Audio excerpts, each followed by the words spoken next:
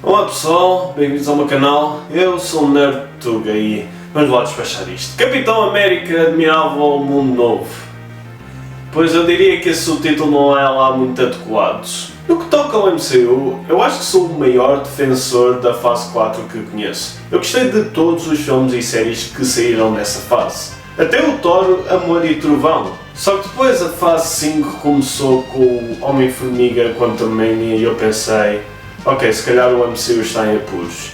E depois a Invasão Secreta saiu e aí eu pensei, ok, agora o MCU está mesmo em apuros. E isso para mim não mudou muito desde então. E chegámos agora a este ponto em que temos aquele que, na minha opinião, é o pior filme do MCU. Nem sequer é horrível, mas é tão genérico e tão pouco original que para mim não há pior filme do MCU. Aviso já que eu não vou sequer tentar evitar spoilers, tendo em conta que os trailers já spoilam o filme todo e a única grande revelação que não está nos trailers é quem é o vilão do filme.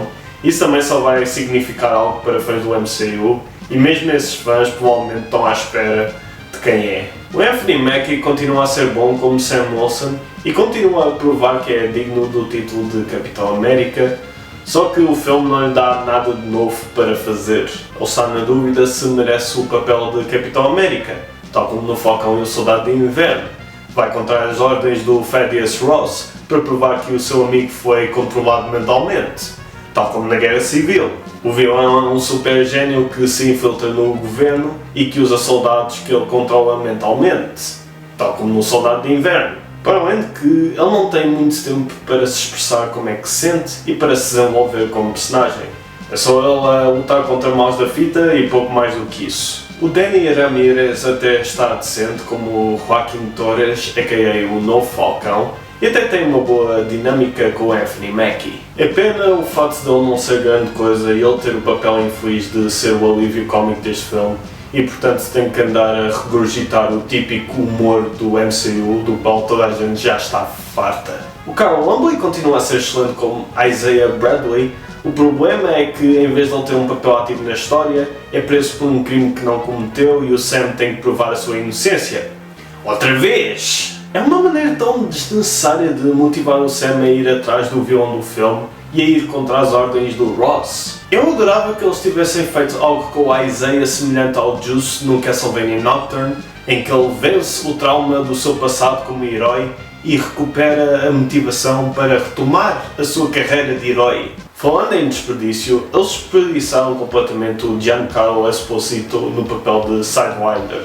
Não só porque põe-no a fazer o mesmo papel de vilão que ele já fez montes de vezes, e também porque ele é só um mero patife, um peão primeiro para o vilão do filme e depois para o Sam, e em geral completamente descartável. Nota-se que ele só foi adicionado depois de vários reshoots e mudanças ao guião.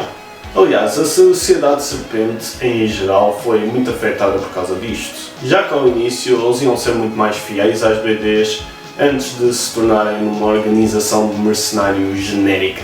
Eles até iam introduzir uma personagem muito fixe da Sociedade Serpente, a Diamondback, que até tinha o seu próprio boneco na coleção Happy Meal deste filme, só que depois foi cortado à última da hora. Mas chega de falar de personagens do Capitão América, porque isto na realidade não é o Capitão América 4, é o Incrível Hulk 2. Não estou a gozar. Para quem não sabe, os direitos do Hulk estão nesta situação estranha em que a Disney pode fazer qualquer coisa com o Hulk, excepto fazer um filme em que ele é o protagonista. Porque essa parte dos direitos ainda pertence à Universal e portanto eles têm que aprovar qualquer filme a solo do Hulk e depois ficam com grande parte dos lucros. E mesmo depois deste tempo todo, eles nunca chegaram a um acordo e os direitos nunca reverteram de volta para a Disney, apesar da Universal não fazer nada com eles. É tudo muito estúpido. A minha teoria é que durante este tempo todo a Marvel tinha um guião para um potencial Incrível Hulk 2 para quando a situação dos direitos fosse resolvida, só que nunca foi resolvida. Entretanto, eles queriam dar ao Sam Wilson o seu próprio filme como Capitão América, mas não sabiam o que fazer com a história. Portanto, decidiram fundir os dois projetos ao retirar o Hulk do Incrível Hulk 2, meter lá o Sam Wilson e outros personagens do Capitão América e fingir que era um filme do Capitão América. O maior exemplo disso é que, apesar do Sam Wilson ser o protagonista, muita da história anda à volta do Thaddeus Ross, dos erros do seu passado e da sua moralidade cinzenta, assim como o seu desejo de melhorar quem é, tanto por causa de ser agora presidente dos Estados Unidos, como por causa de estar perto da sua morte, assim como querer reconectar-se com a sua filha, a Betty Ross. É a única parte minimamente interessante e complexa do filme, e o Harrison Ford felizmente não faz aquilo que muitas vezes faz, em que interpreta o papel só por causa do dinheiro e não se esforça quase nada. Provavelmente porque isso também seria um grande desrespeito ao William Hurt, já que a única razão pela qual o Ford tem o papel é porque o William Hurt faleceu. No entanto, eu acho que ele mesmo assim não tem a complexidade emocional necessária para essa história. Não é uma má interpretação necessariamente, mas deixa um pouco a desejar. Também ia ser sempre difícil suceder ao William Hurt, que era praticamente a cara chapada do Thunderbolt Ross. O filme também introduz outra personagem do Hulk, a Ruth Bader Saraf, que nas BDs é super soldada israelita, Sabra, que foi criada como crítica severa ao governo israelita e ao seu papel no conflito entre Israel e a Palestina. Mau timing à parte, é uma má atriz a fazer de uma má personagem que não serve para nada no filme. E pior ainda, foi outra personagem arruinada pelos reshoots. Pelo que parece, a Ruth Bader Saraf era suposto ser uma super-heroína a sério, como nas BDs, mas depois fizeram dela uma ex-viúva negra. Por acaso o filme faz muito essa coisa chata de pegarem personagens das BDs e torná-las em tipos normais. O pior exemplo é este soldado genérico que ajuda o Sam, que é suposto ser o Demolition Man, mas sem quaisquer pistas de que é o Demolition Man, e depois ele morre. Porém, nada disso é tão mau como aquilo que eles fizeram ao Samuel Stearns, a.k.a. o líder, que está de volta do Incrível Hulk e que agora é o vilão principal, e mais uma vez é interpretado pelo Tim Blake Nelson. Para quem não sabe, no Incrível Hulk, o Samuel Stearns levou sem querer com o soro gama do Hulk na cabeça, depois de ser forçado a tornar o Emil Blonsky no Abominável e ele destruir o laboratório dele, ganhando assim super inteligência. E mais uma vez, antes dos reshoots, ele ia ter um look muito mais fiel às BDs, em que tinha a goatee e a cabeça grande, mas depois ficou com esta péssima maquilhagem verde, em que a cabeça dele, não sei porque, tem a forma de cérebro, só que depois não é nada simétrico. E para alguém que supostamente é super inteligente, ele é mesmo estúpido. Ele diz que consegue tomar decisões com o máximo de probabilidade de sucesso possível, só que está sempre a tomar as decisões erradas. Não vou entrar muito em detalhe no motivo do Stearns. Basicamente, o Ross largou as culpas do Incrível Hulk para cima dele, e enquanto ele estava preso, o Ross continuou a dar-lhe soro gama para poder tirar vantagem dos poderes dele. O que interessa aqui é o plano que o Stearns tem para se vingar do Ross.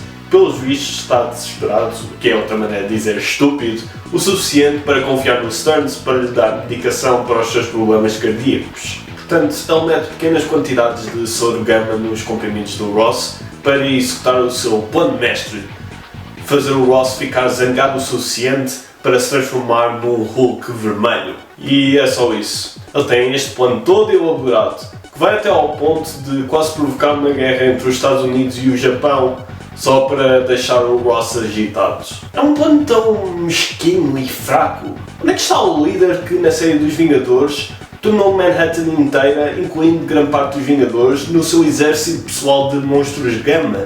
E quanto a essa grande batalha entre o Capitão América e o Hulk Vermelho, eu pensava que isso ia acontecer no meio do filme, mas não. É a grande batalha final. Eu não acredito que eles spoilaram a grande batalha final deste filme em todos os trailers. Especialmente tendo em conta que só demoram uns quantos minutos. E tendo em conta que ocorre da maneira mais previsível. Obviamente o Sam não pode enfrentar o Hulk vermelho diretamente, já que não tem poderes. Portanto vai evitando os ataques dele e vai-lhe dando pequenos danos. E depois dá-lhe com o clássico: isto não é quem tu és, acorda disso, volta ao normal. E isso é o suficiente para fazer o Ross voltar ao normal. E depois ele vai voluntariamente para a prisão. Bem, o presidente dos Estados Unidos a ser preso pelos seus crimes, Até para um filme de super-heróis isso é realista. Gostava de poder dizer que as outras cenas de ação são melhores, mas infelizmente há muito poucas e todas elas são só o Capitão América lutar contra tipos normais e ou aviões a jato. O que não seria tão mal se a coreografia e os efeitos visuais fossem alguma coisa de jeito. Eles até usam ecrã verde para cenas em que as personagens só estão a falar em sítios normais. Eu sei isso porque nota-se o ecrã verde. E tudo isto culmina numa das piores cenas pós-créditos na história do MCU, em que o líder diz ao Sam: olha, sabes, vêm aí ameaças de outros mundos, outros universos, portanto é bom que estejas pronto.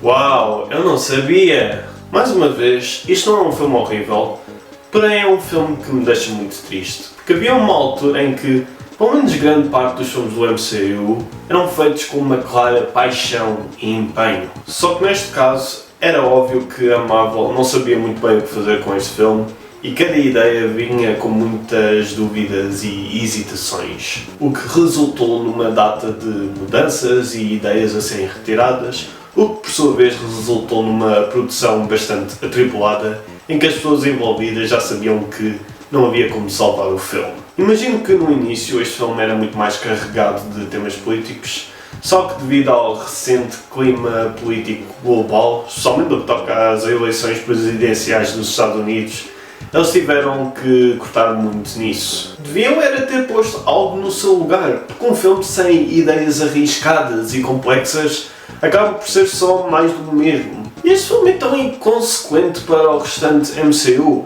A única coisa que acontece é que o Ross transforma-se no Hulk vermelho. Só isso. Eu já não tenho muita esperança para o MCU, pelo menos por agora. Tenho a esperança que o James Gunn consiga encher o vazio deixado pelo MCU com o seu universo de filmes da DC. Por agora, dou ao Capitão América um admirável novo mundo, 2 flores de cerejeira em 5,